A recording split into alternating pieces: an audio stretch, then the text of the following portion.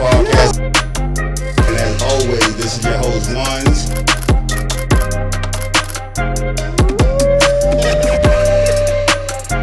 And as always, this is your host, Ones.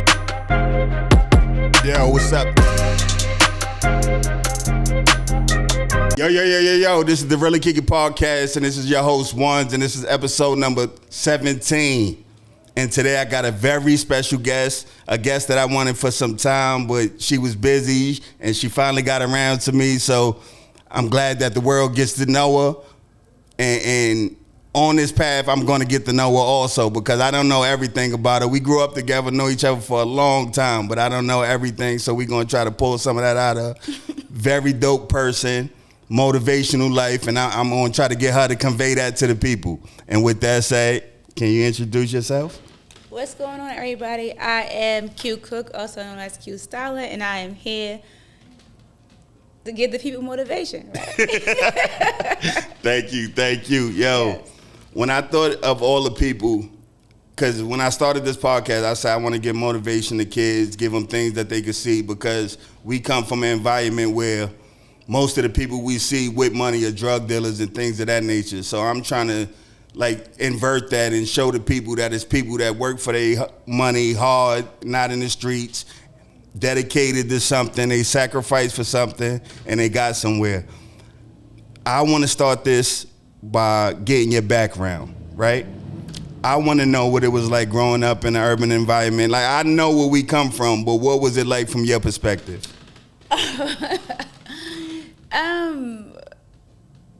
The truth is, I didn't realize that I was impoverished until I got older, until I became an adult. Like, wait.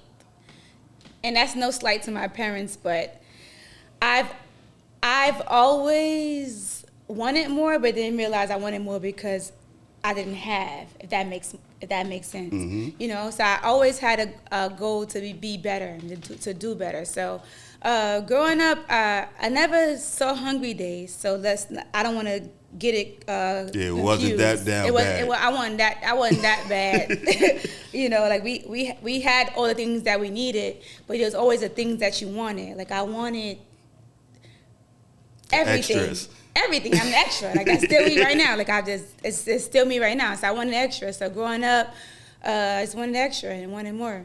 And growing up, you don't know what you don't have until you see other things. So it took me time to see other things to know that I should get more. You know? Yeah. We grew up in a project environment, right? Where everything moves fast. Everything's moved fast. You got to learn a lot fast. How was it for you coming up in that environment and keeping your nose clean? Because you didn't. You one of the people I not really known for getting in a lot of nonsense, and that's something I know about you throughout my life. I mean, you may have some things that you've done, but nothing that was big enough to get on my radar. So I don't know you for that. How did you stay above the fray so that you could do what you needed to do? All right. Since my mom is watching, I'm gonna let her know. At the time, I felt like it was like abusive, but my mom, like, she instilled over and over being different and not doing what she did. And it's not no shade to how she grew up. Maybe she was a path to me, me. And it was like, don't do this, don't do that. It was like, you don't have to be with the in crowd because that's not going to get you nowhere. Or you don't have to do this because it's going to get you, you know, quote unquote messed up. Like, laying up with niggas is not the way. Like, I had you when I was 16. That's not cool. Like, you got to be different. Like, my mom instilled that in me. So that was all the time. Even though I did. Can I curse? Yeah. I did fucked up shit. Like, I did shit that my parents still don't know to this day. Yeah. At 40 years old. But like, when I was doing it, it was like, don't go that far, because I had to still, like, my mom always is in the back of my mind. My father, my parents was like, you know, it was always, my parents always kept me grounded, so to say, you know? So that's what it was. How was your schooling? What schools you went to? I went to the same school as you. I know, but they don't know. Oh yeah, like I didn't go to private school. I wish I went to private school. Matter of fact, I'm lying. I don't wish I went to private school. I used to think I went to private schools. I thought the girls was better. Yeah. You know, you go through that growing up in a project. You want to be better. You think things are better, but they just like me. The grass is greener everywhere, and then you find out they just like us, just different circumstances. They getting fucked maybe even earlier. they doing the same things we're doing. You know, For but real. like yeah. So I wanted, but aside of the street politics, like you know, I wanted to go to school and have a better education and things like that, but. What did you do, right, to prepare yourself for what you're doing now? Did you want to be in the fashion world when you were young? Because I remember your mother and your father is fashionable. I know that. So did that have a bearing on you? You know, so like, it's so crazy that you asked me that because when you were younger, like my dad, I'm gonna just break it down. My dad, as you just said, when I was young, he was coming through the projects. A lot of silk. Silk, Versace, this, the bags that Young Thug and this one, that one right now, the man bags. That was in the 90s, late, early 2000s. My father was wearing those things, and I used to be embarrassed, like, oh my God. Like, you know, my parents are already fashion forward. When everybody was getting Jordan, like I have said it earlier, when everybody was getting Jordans for Easter, I was having Versace sneakers. I didn't want that. Like, oh my God, why don't I have the Jordans? Like, it was things that I wanted to be down with everyone they else. was in the higher fashion my early. parents were already doing it. Yeah. You know what I mean? So it's like those were the things that like that sculpted me. And I didn't realize it then that I appreciate now. That's what makes me different. So when I used to cry about it, my mother would tell me, you don't want to be like everybody else. Be like everyone else. Be different. Be different. You don't have to be like everybody else. I didn't understand it then. But I'm just now like, you know what? When they try to put me in that box with everybody else, that's old, you know? Yeah. So that's basically what it was and what it is and what it's gonna forever be. Like everything that people are doing now, that's already been it's in my DNA. Like my dad, my mom, they are already dumb people. Your father, I remember your father. Like I was telling my own, he used to come around the corner on swole with the shirt open and all that. That's how I really remember him in my head with the Versace shirts, all linen pants with the shoes. So I always remember him for that. And tying all that into you is like, yo, I see your fashion. I see you starting your own brand. I see you just you styled some people. Some people, I went through your page, you know, I had to do my little research and I was just looking around and I'm like, yo, this girl is living an amazing life. And she come from where I come from. Because that's the whole thing I'm trying to do. I want the people to see people who have done productive things coming from an urban environment. I don't want nobody to be like, yo, because of where I come from, I can't do these things or I can't become more than I am. Everybody that I'm trying to platform is somebody that I seen that I know is a dope person with a lot to give. Like I seen you with your niece and you was mentoring her. It may not even be mentoring in your mind, just the conversations you having with a young woman about the world. And I said, that's dope. How important is it to convey what you know and what you've learned throughout this life to your nieces or younger family members? It's very important because we have a habit of like, when something doesn't work out, for us, me, and some people, we have a habit of like, damn, I should have known that because my mom should have told me, or my four people before me should have told me, right? Like there's sometimes I have missteps and I'm like, damn, I should have known that. Yeah. And I blame my mom or my dad For or not my putting family me for on. not putting me on. Yeah. So I try to like not do that with my goddaughter. Tell my goddaughter, Omaya, she's 18 years old. She's about to go to college. Yeah. I don't want to miss nothing with her. Listen, this is that. That's that. This is this. Make sure you know this. Make sure you know that. And make sure you know that you're smart. You're beautiful. You're everything. Nobody's not gonna take that from you. So I try to. Instill that in her now. Aside of all the physical things, I try to instill inside of her what should be done and what should be right and what she should know. Because again, that voice in the back of her head, she gonna know her godmother told her this. Of course, her parents gonna make sure she's good, but Yeah, she don't know yeah. that I. But you trying to cover the bases they don't cover. Even if they do, just a reminder. Is that something you do with all the young women around you? Or? I mean, I feel like all the younger girls in my family, they love me. I'm that one in my family. Like, you know, I'm not trying to, no shade to nobody else in my family, but like you know, all the young girls in my family, they love me, you know. And that's what I'm saying. It's dope that they can have that because Yeah, like, you know, because she's going to college, and when you get to college, it's a different world where she's sheltered. Well, Yeah. she don't think she's sheltered, but she's sheltered. She never had to, like, she never had to see piss in the hallway.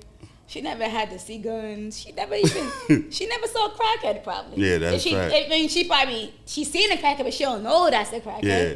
You know, so you gotta sometimes, like, listen, she'll be all right. As long as I'm alive. Sometimes I think that's a good thing that as we progress as people, the kids are getting more sheltered, but at the same time, those kids are out here in the world with kids that ain't sheltered, kids that is running the streets, and they running plays. So to have somebody telling them like, yo, what to look out for, what the potholes is, that's something they need in their life. And she may not understand it now, but she's gonna understand it when she's a grown woman and be like, yo, she told me and she was trying to keep me on the right path because now I know what's out here. So the crazy thing is she doesn't feel a way about it. She loves it. That's the difference between, that's what separates her, because it's been so long that she's been, hey, I'm not trying to tell you this because whether we know it or not, a lot of us grew up with, no, don't do this, but they don't tell us why. So she knows why she's getting these lessons. So she's able to decipher why she can't do this or why she should do this, because she knows the difference and what the value and why you can't or why you should. That's the difference between how we raising her. Yeah. Because, you know, we grew up in the 90s and the 80s about, like, don't do this and because I said so. Yeah. We telling her, don't do this because this could happen to you. These are the consequences of that option. You don't want that decision, yeah. Because you don't even know what it's like to order your own food and it's wrong. You know what I mean? You don't know what it's like to. Yeah, you know, there's a bubble around them that they don't understand is there because we grew up different. Like, when I was young, we out of town 14, 15. I was just on the move. So right now, I can't imagine giving a kid that kind of leeway. Yeah, or you don't know what it's like to like go. What's some bullshit that we think is light and is a real thing.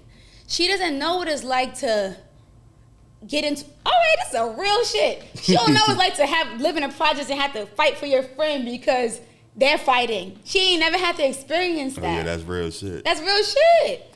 And then because a lot of my drama is other people's drama. You know I ain't never really had drama of my own. Yeah. So, girl, you wouldn't even have to do that. You don't have to go through that. Mm-hmm. You know what I mean? You don't gotta sit in a nigga house with his. Sorry to say nigga, but you don't have to sit. You don't have to sit with a young boy because he's not in touch with his feelings to express his feelings for a woman because he's stressed out because his mom is outside doing what she's supposed to do but giving him the bare minimum. You don't have to live like that. You gotta, talking to you, I've noticed you gotta understanding of what the black man is going through out here, man. You like you see a lot. You got a wisdom about you. Where that come from, man? I don't know. You an observant person just naturally, or they call that nosy growing up, but I'm observant. Oh yeah.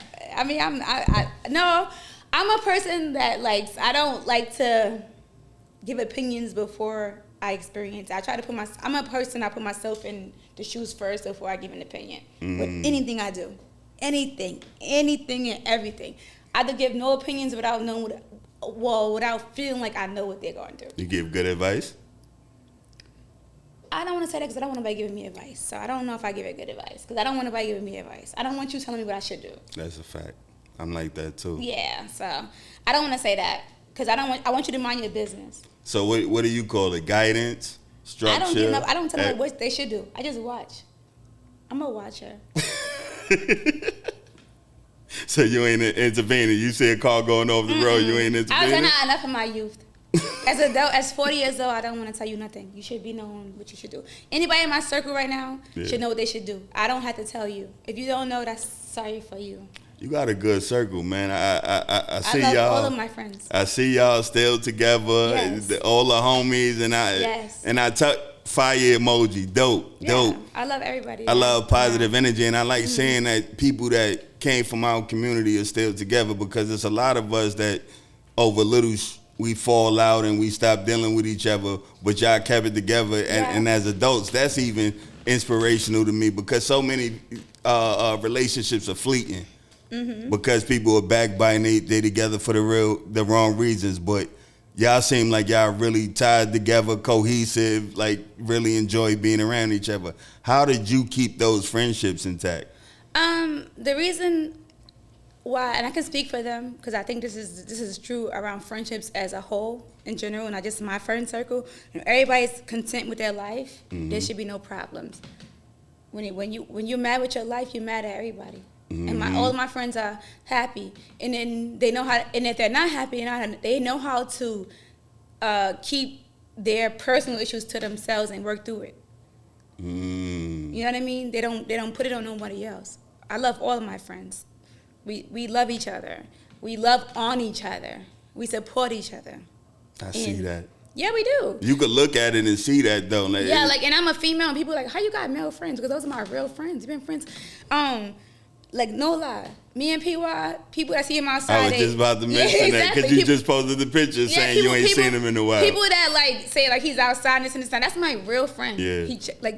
He checks on me. How you doing? I love you. I said this and this and that. Like, even before we got here, before I got here, you want to go out to eat, you want to go sit down and talk. We pour into each other.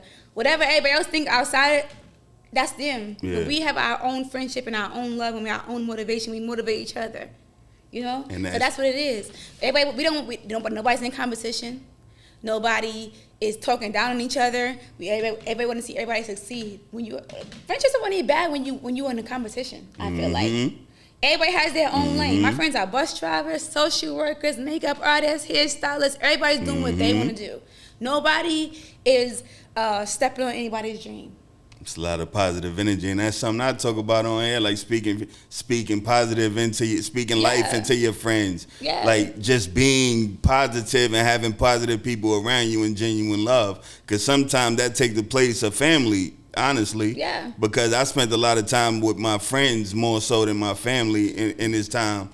It maybe could have been different, but that's another story. But to see, anytime I look at somebody and I see them with their family, which you are a family person. Yeah, I am. You super heavy with the friends. And I didn't realize that. Sorry to cut you off. That? I didn't realize that. Like, I didn't realize the media and my family so much, people see it. Because I get so many messages about how much people appreciate me being with my family. Like, wait, this is my regular life. Yeah, it's not like that for everybody, though. People literally like, oh, you always with your family. That's so dope. I'm like, I don't realize that with my family so much, but that's how I was. That's how you was raised. It's not like that for everybody else. That's why you can't. My grandma, and this is some real shit. We wasn't raised in a house with two parents. My grandmother was my grandmother, my mother, my uncle was my brothers. We had to eat at the table with just us. No man at the table, because quote unquote, that's how it's supposed to be. A man's supposed to be at the table. My household was raised up as a family without a man. So some people think that structure of a family is supposed to be like two-parent household. But we had our family with us in the house, but we also had my grandmother's siblings, and we had like family. Like my family is a whole entire family. Yeah. You know, so I don't know. I mean, I do know. I mean, I don't want to say I don't know, but like the things that people are like. So it's not work. You just the things that people are like. That's how I was raised. Yeah. The things that people are grasping for is like, oh, that's normal for me. Yeah, when I see it, I'm like, yo, that's dope that when I see you on because like I said, I knew since I started school when he was in class with my, so when I see it, I'm like, yo, this is really dope because I don't have I have friends that fill those positions in my life, realistically. So I don't really have, but when I see it, I identify it and be like, yo, that's dope. That's dope that they over each other like that and caring for each other and do holidays and things of that nature. So with he and I, it's really crazy because people see aesthetics, right? We live in an aesthetics type of world, so people think like, oh, he's a legend to people, that's a right? Fact. Big legend. He's an athlete, and we revere athletes in the black culture, right? So they think that him, in their mind, they think I'm just running up behind him and but guess what? Not even guess what? the same love I give him. He's not very vocal and very social media person. He's got social media, but he's not like a very like out there singing kind of person. The same attention that you see me give him on social media and the same love I have for him, he has for me. We are very close. It's not just a one-sided thing. A lot of people think it's like one-sided thing, like, oh, I'm just running up behind somebody who's in the NBA. Hold on, this is my family, so it's not even about. Hold on, I feel like people really be saying that though. I mean, I have gotten so much bad stuff, like, oh, you act like that's your man, or you act like, you know, like I've gotten like a lot of negative. No, for real. But he is as close as I am to him. Yeah. He is to me. Yeah. We are thick as thieves. But some people, they were raised in that house with love. Yeah. We were raised in the house. Imagine you having a little sister 2.5 years after you. This is just imagine. Yeah, you gotta eat dinner together. You gotta go to school together. Walk your sister to school. Beg your sister. So that bond is just forged no matter what. You go to school, get your sister some food. We not sister and brother, but guess what? When my mom was pregnant, he was a baby. That's her little brother, but guess what? People don't understand it because they can't understand the type of love we was raised on. You understand what I'm saying? So it's like, now that we are adults and we're in our 40s, like, that's not really you. You're sweating him. No, this is our whole entire life. Yeah. They're just seeing it now because it's on social media. It just happened to be his position, and I'm moving around more, but it's what it's always been. We go to school together. St. John's back then, all them days. Oh, go eat your peas. You can't eat your peas till you finish your peas. You can't do this until you do that. Like, these are things that happen in our life. Yeah. Oh, I want to be an NBA player. Oh, you're playing MASH together. What you want to do? You never MASH? Yeah. What you want to do? Where you want to live? Like, these are things that we this dream that he had. That's the fold joint, right? No, MASH is that's the airplane thing. And MASH is like you write like everything where you want to go, who you want to marry. Oh, I ain't nah. So, that must have been the girl. Like those are like no. I had one letter I was writing. Do you like me? No. Yes so there's or no? There's like things that like before he got outside, these are things that we were dreaming in the house together. Yeah. You know what I mean? So it's like. And now y'all are both doing well. And our whole entire life, we've been thick as thieves. Yes, I had brothers, but he didn't have a little sister. He's my grandmother's last child. My mother is his big sister. So when I was born, he was 2 years old. We live in the same house. Like, I think we're not gonna be close. This is not no social media. Yeah. This is real life. You know what I mean? It's crazy to hear any kind of like hate coming from that. I get a lot of stuff like, you know. But you gotta shrug that stuff off. I do. Because we was talking before the cameras come on, people is miserable. Not that I got to. I'm just speaking because I'm chatting right now. But like we don't care. We don't care. It's miserable people out happy. there, man. We love each other. Love is love. We love each other. We are very love family. I'm gonna say it again. And I'm not saying it because I'm just trying to prove a point. But we are good. We don't have no issues. All right. From there, I want to say, how did you get into fashion, and what schooling or internship or what was the things you had to do to become part of working in fashion? So I went to how we spoke about earlier. My mom and dad always been who they are and wearing stuff and buying this and buying that, and I was just like trying to figure out like. I always wanted to. I knew that fashion was in my mind because I used to be mad about my parents putting me in certain things. I was like, I didn't like it, and they was like trying to. They basically were like using me as their mannequins, my parents, right? Whatever. So then it was time to like pick schools. I was like trying to figure out what I wanted to do, and it was like that was the only thing that interested me. That and then like marketing or advertising. When you think about it, that's all in the same type of thing. Yeah, they run together. They all in the same, and it's all in the same circle. So, I went to school of fashion, and it's just something that I love. Like that's the only thing I know, pretty much. Really, I can't. Anything else sounds like Spanish to me, and I'm not that good in Spanish. Anything else sounds like a foreign language. So you knew fashion was it? Yeah. I'm doing something that pertains to fashion when I get older. Only because I had no choice. I used to cry.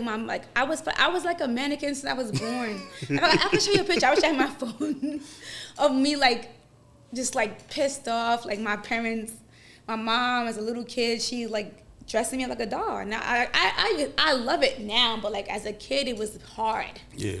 And it was like, and then once it's instilled in you for so many years, it's like that's what you want to do. And then it took me a while to like graduate high school because I was distracted by friend circles, and you know when you get to high school, it's the first time you start knowing like boys and things like that. And I was like, you know what? When it's time to go to college, what do I want to do? What do I want to do? It's either business or fashion, and it just happened that way. And I knew that that's what I was good at. Like that's what I knew. That was like it was easy for me. It wasn't like work. Yeah. So you know, there's a saying that I learned when I was in school, which is a reality. When you do what you love, you never work a day in your life. Mm-hmm. And I love it. So it's like it's nothing that anything to do with fashion. I don't feel like it's taking too much time for me because that's my life. What school you went to? I went to a community college called Genesee, which I got my chops, like the people that I met there I love, the things I learned there I love, and then I went to LIM in New York City because the first school was upstate. I went to LIM. It's a private school in Manhattan on Fifth Avenue. Fifth Avenue, like you got no choice. Like the epicenter. Hello. So, but I feel like the first school was like everything. I learned everything in my first school. A big thing we talk about, and in my last interview it came up, connections. Connections are important. Yes or no? Yeah, absolutely. Because I feel like every single job that I got was not through my education, which used to make me regret my education. I finally got to a point, and I'm not gonna lie, I graduated I graduated so many years ago, nothing that I went to school for got me any money. But that's not for everybody. So let me not say that that's not everybody's story, because some people, that's their story, but everything doesn't work out for everybody the same way. But yeah. So relationships are important. Yes. All right. Because like I've interned, every internship I got was through another person. Like I've interned, the only internship I think I got at school was like one. Let me hear some of them internships. I've interned for Oscar De La Renta, rest in peace. I love him. Dope. I've interned for Oscar De La Renta. Was it for school? It was only, I think it was for school because I was already interning at Donna Karan because my dad was Donna Karan's security. You say he was big, like, yeah. Exactly. I've interned for Donna Karan in production. I interned there. I interned at Oscar De La Renta. I interned at 106 Park through another person who's a hairstylist. So I never, like, got my internships through school. That's fire. Yeah, so, but I'm not going to take away from school because some of the closest people that I love are from school. Mm-hmm. So, yeah. So you met a lot of lifelong connections in school? Yeah, some of my closest people that I love are from school. Because now that's one of the things I want to advocate on here, man, because growing up, I didn't understand going to college and the debt people accrue and all that, and most people don't end up working in the field. But now the way I see it is experience. Go meet people. Go learn different things from different people. Because when you go to a college, if you're a Brooklyn kid, you might end up having a friend that's from Oklahoma. You never know who you're going to come across in these different cultures and different information you learn by going to these places. So I try to speak that into the kids now. Everyone's experience is different. Because I've known people that are very successful from their college experience, and they like you take like Ryan Coogler. Yeah, that's his name, Ryan Coogler. Yeah, right? Yeah. He's building with people that he started with. Mm-hmm. Some of the people, so you know, it's not all bad. Just got an Oscar. Yeah, gotta throw that out there. It's not all bad, you know. So,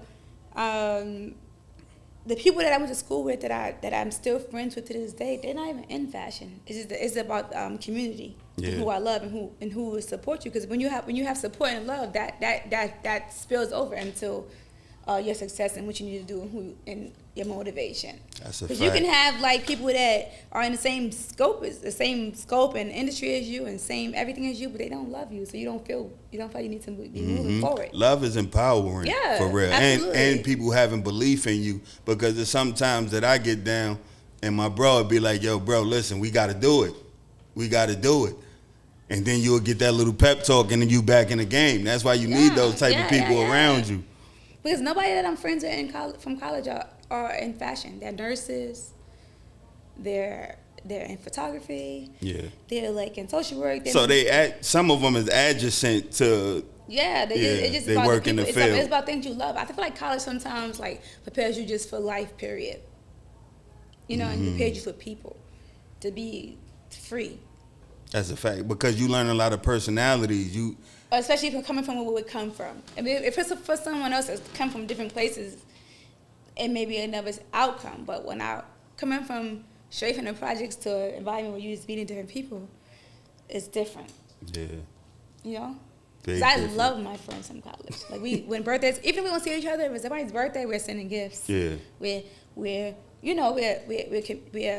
somebody's getting married, we're going to the marriage, we're going to somebody's birthday, we're going out the country to meet up. Like it's a good feeling. That's dope. To have friends that you could do things like that with, because I'm anti-hate, man. I told you, we were talking before that I move away. Like I just get away from it because I got so much peace in my life. I got so many positive people that I'm not dealing with negative on no level from nobody. Exactly. So to hear that you got so much love in your life, your family, your work, and from school, that's dope. Yeah, absolutely.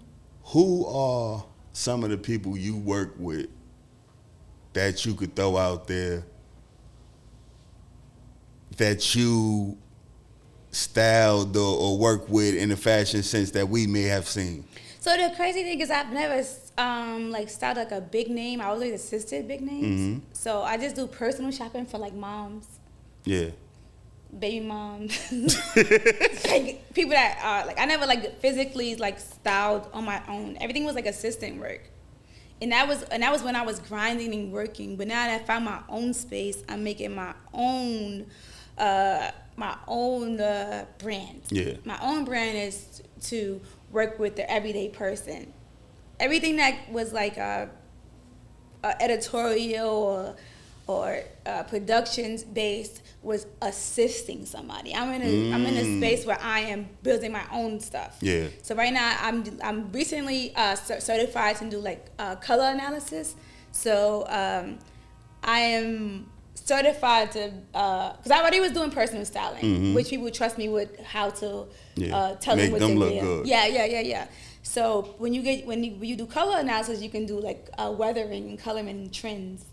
Like I can tell you what colors look good on you. So that's how you know how to shop. Color analysis. I just got my certification in it. By the time this drop, my ebook will be dropping for color analysis to tell you how to dress yourself according to color. Spring, summer, fall, winter, color analysis. That's dope. Yeah. Because I never even heard about color analysis. You might think you look cute, and I might think you look stupid because the color is not for you. So what, you go skin tone, eyes? It's a science behind it. A real science? Yes, a real science. There's spring, summer, winter, fall. What you look good in throughout these seasons. Yeah, you get. See, I'm learning. Yeah, I never even heard of it. I'm recently certified in it. I always do it my whole life, but I'm recently certified. That's dope. Yeah. What did you have to do for the certification? I had to go to school. I mean, I finished school, but I had to go to courses. Even though I already knew it, but you had to certify to get money. Like, I mean, for you to believe that I am more. Yeah. Yeah, because. I never knew nothing about. See. Yeah. You may think you look good on yellow, and I may think you. You look stupid. These are the opportunities. These are the kind of things that I platform people for because I didn't know that exists. Yeah, it's a real thing. So I know these kids don't. I'm 42. I know these kids didn't know that it exists. When you go to the store and you see, like, for instance, if you see gold accents, gold brooches, gold buttons is a thing, that's because whoever forecasted already knew what it was. And they write about it in like Cosmo and that's where that come from. Whatever's trending, it's like it's forecasting. You know how you have weather forecasting, we have fashion forecasting. Seeing what's gonna be trend cool forecasting in the coming months. Yeah. So like right now, you're classic, so there's no forecasting. You have on Ralph Lauren, right? Yeah, everything. That's all I wear. Yeah, it's just so you're good. You're classic. You're staying safe. Yeah. Very. Yeah.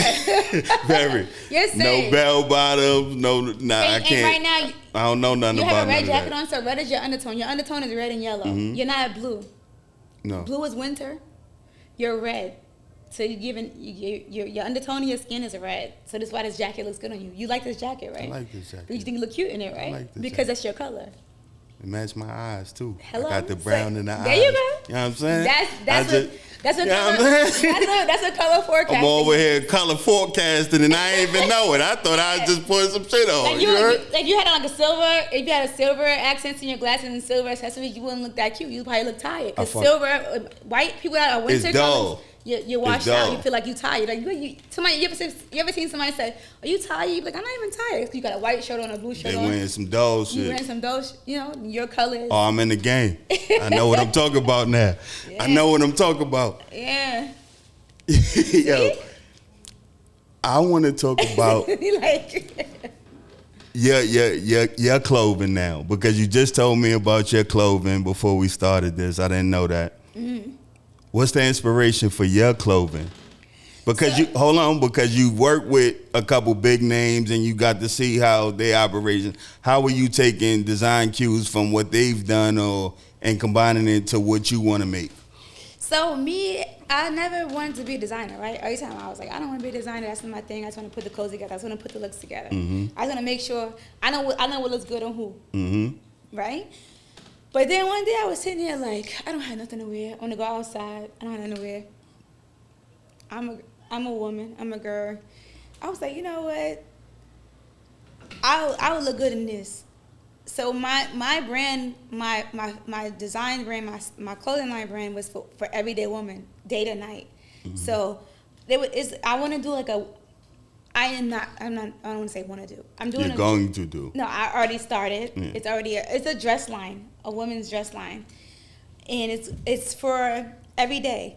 Either it's nighttime or daytime. It could transition. Mm-hmm. If I'm at work with a A-line dress on, if you would call me, hey, let's go out for drinks, I can still wear the same dress. It's an everyday woman. You talking to a simple guy. What's an A-line dress? A-line, straight down. Oh, see, I ain't know. Straight down. It's an A-line dress. We're starting out with simple. We're starting out basic because I miss American Apparel. American Apparel is basic. Mm-hmm. Basic dressing with a good bag and a good shoe will get you far. You doing the cut and sewing? So far, yes. But right now, I just started doing my own. I started doing production, so I don't have to do all the work myself. Yeah. So that's why I haven't mass produced yet because I'm waiting to find. I'm looking for different. Still testing fabrics and things. No, I'm not testing fabrics. I'm testing production. See who could deliver what you. Yeah. Because when I launched, it was my own. I sewed and cut everything myself. Yeah. 1-on-1 pieces or. It's different sizes. When I think about like you being from where I'm from, you seen a lot of we got a lot of friends that left early. The PJs, the hype modes, we seen a lot of people that we grew up leave early. How do you communicate that to, say if you got some young kids around you or young girls around you, how do you communicate the things that those people went through? Because I see that as information. There's a lot of information in the way these people went out and the lives they were living that I tell the young people, yo, the bro went out doing this or so-and-so did this. How do you tell? Because you got young men around you, so how do you tell them to navigate if you see fit? So now that you said that, hype mode, because a lot of people, they don't remember my friend. Mm-hmm. He was really my real friend, my real friend. He died we were 17 years old. We're 40, you know? So I tried to. Every time I see somebody that's doing something quote unquote bad, I think about him. Mm-hmm. And in the days before he died, we'd have had conversations like, don't do this, don't do that. Right? So I try not to bring up him when I'm trying to speak to the youth because he lived a different life than they are now. Yeah. They afforded a different luxury than he was. That's a fact. Yes, he died. It was just, which is unfortunate. But a lot of the kids now they doing shit because they want to, not because they have to. Yeah. He didn't know nothing else. So I automatically always think about him. And I brought that up because, like you said, he left early. I was locked up when he left. I had got sentenced the day Shot G and PJ left. Like, all of that was a part of why I started changing my mind. Cause remember, like when I was young, I was on the gang banging shit and all. I had to leave all that alone as I got older because I was coming into contact with information, and I always think about them. Yeah. Because now that we like, damn, you ain't even get to see this. Yeah. That's why I still got the grade. Like, I don't like Beijing. There's a lot of people who didn't get to see this. So when I think about that, I just wanted to throw that out there. Yeah, like you've seen a lot of what I've seen, and we know. I always think about him, and I feel like the kids that make bad decisions, they are afforded not to do it. He wasn't guided like that. Yeah. And if I'm being honest, we come from a different world compared to these kids. Disrespectful to his people, you know. So, and other people that died around me, they were older. Yeah. So, but it makes it easier in a way. Not easier. They were older than me, so I can't speak to it so much. But he was like my real friend. Yeah. You know. So when he died, I was devastated. Only because we had conversations right before he died, like, oh, slow down, this and that. But he died in the sense where it wasn't even the situation where he, you know what I mean? Well, you know, so he was killed in a crossfire, pretty much. So, I just try not to like. That's a very touchy subject because it was because it's still bothers heavy. me. Yeah, it's heavy still. Because he was a kid, you know how playful he was. And I'm old.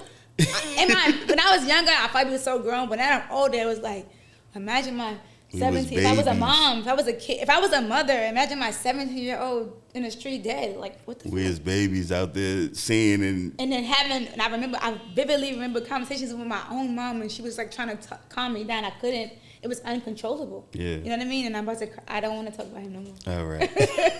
All right. I just. Yeah, it was hard. Because when I thought of that, I'm like, you got the living Teddy, the all of them are still around you, and that's dope. That the Mister, my boy Dave, you know what I'm saying?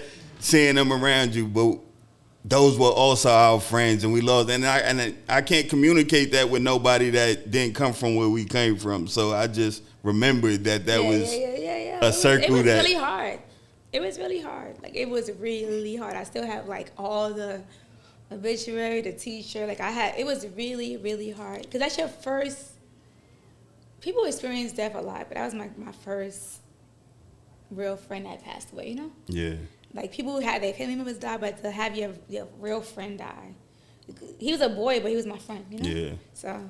Because y'all used to be on the street. Exactly. We was outside. Yeah, and then, like, Puff died, like, when we got older. It's a whole situation. They were, like, you know, they come from the same household. Yeah. So that's a real thing. It's a lot of trauma that we just moved past. And that's basically why I brought it up, because even dealing with these traumas, you just gotta like tuck them and just keep moving sometimes. Yeah. Like people are moving regardless. He had no choice. But yeah. Because it's not like they didn't leave kids, either one of them. So there's nothing we can do. They was too young. Yeah. Yeah. It's like there's nothing you can do but just go. So it's not like you forget about them. Because some people say you'll forget about them, but like that's why you gotta teach your kids like to be able to be fruitful. Because now what? They left nothing. Mm-hmm. That goes back to my earlier conversation. Me, 40 years old, I'm only gonna leave shoes and bags. Nah. I'm just joking, but like, I'm gonna put it out there. She said she open to the idea of having children. Absolutely not. That's what she said earlier. I don't know what she's saying now, but I was just chatting. But yeah. Next subject. All right. So, throughout your journey, you've gained a lot of wisdom. You're starting a new journey with your own clothing and all that. Where do you think you're going to end up now? Where is it that you want to go? What are some things that you haven't done that you want to scratch off your list? So right now, I just want to my ultimate goal right now is to build legacy. Like when I'm not here, I just want to be known as one of those people in New York from Brooklyn as a legend when it comes to fashion. Like that's my thing. That's my main focus. Like every seed I'm planting right now is when I'm not here. Mm. You know what I mean? Like, That's heavy on your mind now? Yeah, because we're getting older. Mm. As black people, we don't live to. It might sound controversial. We don't live to 105 like white people. Yeah. So, I just want to. That's gonna be my legacy for my family, for my friends, for people that don't know me. Like it's gonna just always be, she did what she wanted to do. You've been positive to a lot of people. I'm feeling that, and I feel that I know that. So that's a part of your legacy. How you made people feel while you here is a big part of your legacy. Yeah, exactly. Like my legacy is definitely is what I love. And it's still being written. Yeah. Because we ain't done. Yeah, and exactly. I just want it to be what I love and what I love doing. It's about fashion, love, family, positivity. That's it. Anything else is, what they used to say, anything else is uncivilized. If you had a general message, right? If you were standing in front of a class of kids, right, and you had a message, just like something concise, not long, what would you tell kids they need to be tuned in? What would you tell them they need to be doing? I would tell all the kids to stay true to yourself. Even if right now you feel like you have to do what someone else wants you to do, or you feel alienated, or you feel like you should be doing something else, do what is in your heart. At the end, that's all that makes sense. Good, bad, or indifferent, what's in your heart and in your feelings and in your system, no matter what anybody else says, do what works for you. That's all I have to say to any little kid, 5, 10, 15, 20. Anything that works for you is going to work out. And if it don't work out, you did what worked for you in the moment. And you can start again. Every day you get up Every is a chance to day. start again. Today, I didn't make my food last night. Guess what I did today when I woke up? Made my that food. I had a chance to do it again. You got a chance to do it again every day. Aaliyah said is first you doesn't succeed, dust yourself off and try again. And I believe ain't no failures until that class get closed, man. Exactly. Because you got another chance. You learn ways not to do things. You don't fail. You learn ways not to do things. Exactly. So you change up. Continuously learn, grow, and unlearn. If it's something bad that you don't feel comfortable with, it's okay to unlearn it. Unlearn it. I don't care. That's key. I don't care if your mother told you that. Identifying what to unlearn. Unlearn it. If it's not good for your spirit and your soul and your stomach, you gotta unlearn it. Unlearn anything that's not good for you. At the end of the day, no matter if you got a husband, kids, wife, anything. If it's not good for your stomach, if you can't sleep at night, unlearn it. I'm with that. So listen, it's about that time. I don't want to be long-winded because I know you gave me your time, and I've been thanking you. I've been thanking you for about 2 weeks, longer than that probably since the first. Yeah. You know what I want to ask you about? Let's get into this real quick before we wrap this up. Okay. Your travels. Oh. You travel a lot. A little bit. That's dope. Because a lot of people are stuck in these same four corners. You've seen a lot. Mm-hmm. What have you've learned while moving around the world? What I was about to say something shady. I'm gonna just say it because I'm gonna be. Listen, what real. I've learned is bitches don't be moving around. They be just chatting. They don't be traveling. They just be around. No, I don't know. I've been traveling since I was like 22. Mm. I mean, what's your favorite places? Recommendations. My favorite place in the whole world it used to be Italy, but Milan. But Paris just took the spot of Milan. So. Which you just came back from. Exactly. I think it's fresh. It's still a little bit me. That was Paris Fashion Week, right? How did you like that? I enjoyed it. I loved it. That's your scene right there. Yeah. Anyway, when people were dressing up is my scene. It was dope. That little fit you had on, the coat with that was dope. Yeah. I mean, yeah, I've been traveling since I was like 22 years old. Yeah. And leaving the country since I was 22. And that's another thing. That's another thing that I would teach the younger people. Like, get outside, see other people, see other. It's not only. Everybody has different perspectives. See other. You might like what somebody else thinks. Like you might, have a different feeling about how other people live. So when you interact with these coaches, you might see something that you like over there. Yeah.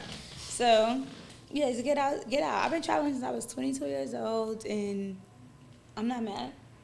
You've been in some beautiful places, man. Going up and down your page on Instagram is really. definitely. I feel like I haven't been enough places. Where you want to go? What's still out there? I'm upset that I haven't been to Africa yet. I'm mad at myself, but I'm gonna go next year. Any place in particular? You already know. It's between South Africa, like Johannesburg, and Nigeria. Yeah. So those already lined up after the Jay-Z concert. Exactly. Yeah. That's next. I've always wanted to go to Johannesburg, but then like Nigeria is like a place I am learning more about recently because I've getting more to like being close to Nigerian people because they're heavy in America right now. Yeah. With fashion and just everything. Nigeria is like doing their thing here. You got good food too. You got a lot of good food. Yeah, so. But and wrapping this up, right? If you could tell your younger self something, what would you tell younger you? Oh. What would you tell younger you? My younger self, I would tell my younger self, do it now. Because everything that I was saying to my younger self, I'm still saying to my older self. Yeah. So it's like now, right now, don't wait. Because everything that I feel right now is everything I felt when I was younger. You a procrastinator? Yes. a deadline warrior? Yes. I work best under pressure. Nah, that ain't me. I got the. Yeah, I'm a person that works best under pressure. So my younger self, I've never really changed from my younger self. Yeah. Everything that I see when I look in the mirror is the same person I see when I was a kid. Yeah. Nothing changed. But the mind changed though. Everything even that is like the things that I have in my brain now, I've had then is I was a little afraid to be vocal. Yeah. Because of the, you friends and family, don't say this, don't say that. Like nothing really changed. I'm the same. That's how I remember you quiet. I never was quiet. Quiet. That's what I never was around the groups that you were around. I know them, but maybe because you were quiet. So I meet people where they at. I was a dumbass doing. Yeah, you were just always quiet. I always meet people where they are. Yeah. I'm never like gonna take you out your comfort zone. So if you ask somebody else, they might think I'm not quiet. They might think I'm chatty. So I'm chatting right now. Anything else you got going on? You got the clothes coming. When can the people? Yeah, by the time this drop, I should have my By the time this drop, I will have my ebook out, my color ebook. What's the name of that? You know what's so crazy? And where will we be able to find it? Because I'm definitely going to support. Yeah, I'm going to send all the links out once I do that. Once I do that, I didn't finalize the name. I'm torn between two names. So I don't want to say it right now. But by the time this come out, so it's still to be determined. Yeah, the name. So you got the ebook, you got the clothes. Mhm. What else? It is something I really. This is my favorite project. That I just feel like the lights have shined on me. Like, It's time. The perfect no, time? it's yeah. It was like I'm just getting pushed out into the fire. But you ready though? Yes. That's dope. Yeah, it's something that I love, so I want to keep it to the breast. Anybody you want to give a shout out before we get up out of here? I just want to give a shout out to myself. I was going to give a shout out to myself, my family, my brothers, my sister, my mom, my dad, my grandmothers, both my grandmothers, my people that love me, my friends, my real friends. That's it. And anybody want to see me that want to see me do good, especially my parents. That's dope. And my two nieces and my nephew. That's it. None of the extra shit. Yeah, that's dope, man. I appreciate you for coming to sit and talking with me. I love that you came because I'm trying to elevate Fort Greene. The Did I people meet your who need to be expectations? seen. Because I feel like. Did I meet your expectations? No, you definitely did. Because all this is conversation. But I want people to see people who have something going on. Because like you were saying about Hype Mode, when we was coming up, we didn't have the internet. The people that we saw with the cars and with the clothes and all that, you know where it was coming from. It was coming from selling that to the people. So it's basically a one-track mind. Now the world is so open that these stories, it's no different than being in church and somebody telling their testimony. This is what I've been through. You know why they do that in church? To relate to the people in the pews. Because nothing you going through is you going through alone. You might get that in your head sometimes and you may be down on yourself and think, why me? And it's a lot of other people going through it, trying to figure it out at the same time. Exactly. So keep that in mind and always know that there's people that love you no matter how you feel about yourself. Find somebody to talk to, find somebody for mentorship. There's somebody out here that want to see you succeed and do good. Life is valuable. And that's it for this podcast. This has been episode 17. And this is Ones.